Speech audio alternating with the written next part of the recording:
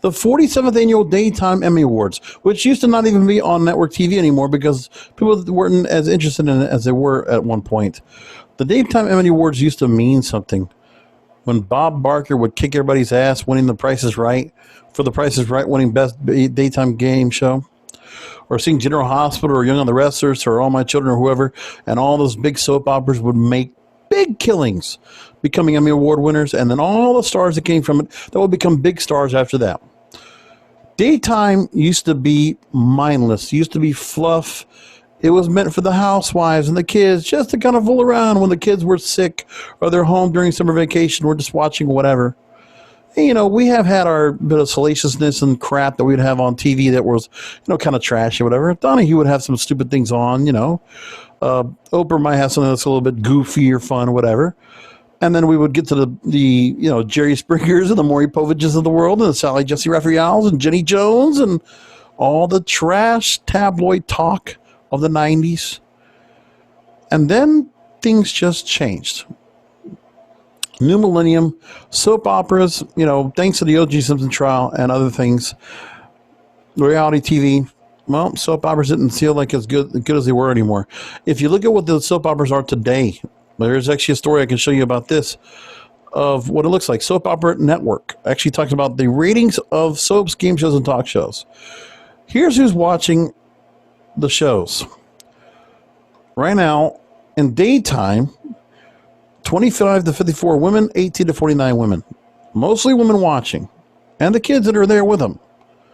Primarily stuck at home now because of the pandemic. They're watching this shit that's on TV as well. But there are only a couple of soap operas left. And they're getting older. If you look at the soap operas now, let me tell you, all those people right there on this picture right here, I've seen them on my TV screen for 20, 25 years, maybe 30, some of them. And you know what it is? Well, my mom used to go and watch it. And when I was a teenager, you know what? You see the hot chicks on TV and, you know, hey, I look at Sonny and Brenda on General Hospital. Like, you know what? I'm interested in that. And seeing all the other people that came across that were part of that realm. Listen, Kelly Ripa, Mark Consuelos, part of that whole realm. That's how they met each other. So they're married and all together with each other now. Maybe you guys watch Riverdale. You might know what I'm talking about. But one thing was, in soap operas, people would get, you know, they would have certain actors, actresses that would switch from show to show. Yeah. But then we would get to this point where those shows are no longer what they are. It's just holding on to an audience that's still there because there's nothing left. Nobody's trying to get into soap operas either. But there were a lot of actors and actresses that came from that.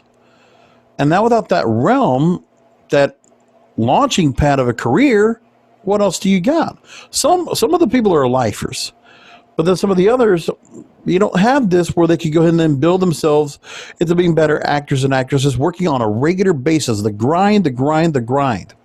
Some of them going to Hollywood, some of them going to movies, some of them going into television. And they don't have that now, which is unfortunate because some of those soap operas weren't that bad, especially when they knew what they were doing. But with everything, one of the things that was also really weird about soap operas is, listen, it was from a previous time. And to include diversity, you know, people of color, inclusion, diversity, equality, inclusion, it doesn't work for soap operas. It never did. Reality shows, absolutely, but it never worked for soap operas. And for the people that have been longtime viewers of soap operas, some of that never really played in their place. And then what also happened was, it wasn't because it wasn't natural. It was because it was being forced down people's throats. And listen, you might not like it if you think, well, everybody should just be accepting and shut up. Well, no, people don't want to be that way. They want to be able to watch what they want to watch. And if they want to watch Sonny and Brenda, they go ahead and have Sonny and Brenda. If they want to go and watch, you know, Erica Kane, you know, having a bunch of different husbands, fine. Let them have that.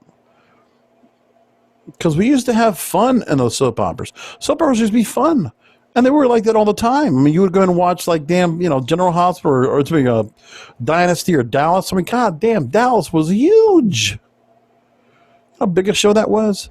In the days before cable, all those shows could pull. I mean, I remember, even when I saw General Hospital, I used to work over at Channel 25, my local TV station, which was an ABC affiliate, and they had soap operas full-fledged at that point, back in the 90s. And the ratings for those shows were massive. Daytime. And the talk shows never had a chance. And at some point, we started getting judges' shows. So, like Judge Judy, an institution, she's leaving next year after collecting $400 million, over $400 million for doing her show and just doing a great job of it. And her shows will be in reruns for perpetuity because she's got it. She's bigger than People's Court ever was. So anyway, in the story here, they make mention of who is watching what. So the ratings right now, average viewers for daytime, and I don't know, this is during the pandemic, by the way. So they showed that Price is Right for daytime total viewers, number one across the board. Then Let's Make a Deal will be number 2. And that is all total viewers, persons 2 to 11, 12 to 17, 18 to 34, you'd have that. And some would be a little different. But again, Price is Right, Let's Make a Deal, total viewers. Then you have the soap operas that will be also on top of when it comes to daytime. So Young and the Restless, Bold and the Beautiful, and then you just move along. But then things change, and then General Hospital's in there too, and so is Day of Their Lives. But then what happened is you got other shows that are on that are just looking to create an agenda. And all these new hosts that are just, they're shit. They're just getting put on because they have a name. It's like the game shows they put on ABC Network where they just bring on like Elizabeth Banks because she's notable, or Alec Baldwin doing Match Game because he's notable. And people don't care about that. But that's what they're doing. So in the story here, I want to bring up daytime syndication. Did you know that Drew Barrymore was being offered a show? You know who's getting offered talk shows? People that were popular. They're kind of has-beens now. They become like C or D-list celebrities. Kelly Clarkson, listen, American Idol, huge, doing whatever, but her coming back to do television, she's kind of still notable. She's kind of more like the mom-friendly pop star now. She's not what she was back, early 2000s. But, she's got some notoriety. But look at the people they brought in and out of doing shows. Anderson Cooper did it in like a year, failed. Harry Connick Jr. brought him in for a year, failed. And I'm trying to think of who else there is that they could bring on that they wanted to try. Drew Barrymore, they actually offered the show. She almost did one and left. And there were other people doing the same thing. I just saw there's another lady that's like some Oprah cast off that became around, Mel Robbins. 1 year, gone. And of the people that actually survived are people that are remnants from other shows. Because when you think about it, Dr. Oz and Dr. Phil, they both came from Oprah. Those are Oprah endorsed talk show hosts. When they put their own shows on after the fact, they killed it because they have the notoriety of Oprah. Ellen is an anomaly. She just kind of had the right deal to go with it, but we see that what kind of person she is. She's not a nice person. If you've heard my When I'm Not Podcasting series during the pandemic and how she's treated her staff, she's persona non grata. She's not a nice person at all. She's queen of mean, as a matter of fact. But that's what goes on. So then you have debuts. Tamron Hall used to be on NBC Today's Show. Now she's got a show. Everything's a backup of a backup. Did you know that Jerry O'Connell? Yeah. Tomcats. I forget what else other movies he was in. Oh, he was in was it like NCIS or something like that? Or something? I forget it now. And I remember Stand By Me was a chubby kid, right? Jerry O'Connell, they're offering a show too. For what? What are they going to do? And I don't know. They've given people shows and it just looks really bad of all this. And syndication, they try to do stuff with. They try to have other judge shows that are not that good. And then the other shows that you have that are kind of institutions, they're woke. And listen, I think some people just don't want to watch. Because look at the ratings I just showed you. The shows that people are watching, they want to be fun and mindless. Those are the ones that people want to watch. But then we get shoved down our throats shows like The View, which isn't so much fun. It's all political. So you want politics now to be a part of that? Is that what you really want? I don't know. The Talk, same thing. It's like, okay, we can't have fun watching daytime TV. There was a reason why game shows lasted so long for so well. They might have just cost a lot to make because of the prizes they had to give away, the setup, everything like that. But I don't know. Daytime TV is a cesspool. It's horrible. And that's why when people are at home, they're probably watching Netflix. They're not watching daytime TV. Unless they're unemployed and they can't afford anything but the rabbit ears. So they have no choice but to watch. So anyway, Daily Beast put a story back out in 2015 talking about this. That if you put it on TV during the day, you hear a lot of talk, relentless babble of commentary, views, polemics, judgment, and advice. And also the finger pointing and verbal one-upsmanship stuff being sold.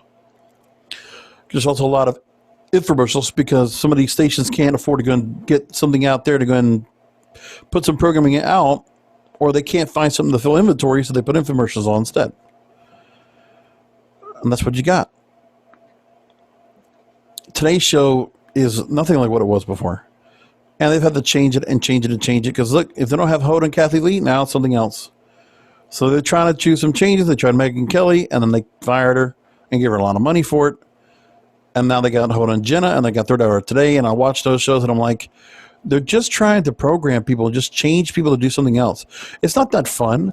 I mean, one thing that's also got to be said, when you also have just gossip and all these different shows on with certain people, and I'm like, ugh. The celebrities trying to be all fluffy and they got something to plug this, plug that. Well, they don't have that much to plug right now, so why are they going to be on television? Like, if they don't have anything for their publicists to push them out on TV for, then they don't have them on. But that's what happens. We don't have a lot of good talk show hosts at all. Nothing. Fast Company put out a story in February talking about how I replaced Netflix and HBO with Network TV for a week, and my brain is different now. Joe Berkowitz says that he wanted to try this out, and then he says that the past couple of decades have been increasing erosion for network TV. Nielsen ratings among adults 18 to 49 have dropped 35% between 2014 and 2019. So cord cutting, which, by the way, cord cutting is getting to be bigger. I'm going to talk about that on a future video, about the fact that there could be a future decision that will make it where watching television on, say, Amazon Prime or Hulu or whatever, that live and local programming will now be able to be attached onto the on-demand platforms. These over-the-top platforms like Netflix or Disney Plus or Peacock and all those. That could be a future thing.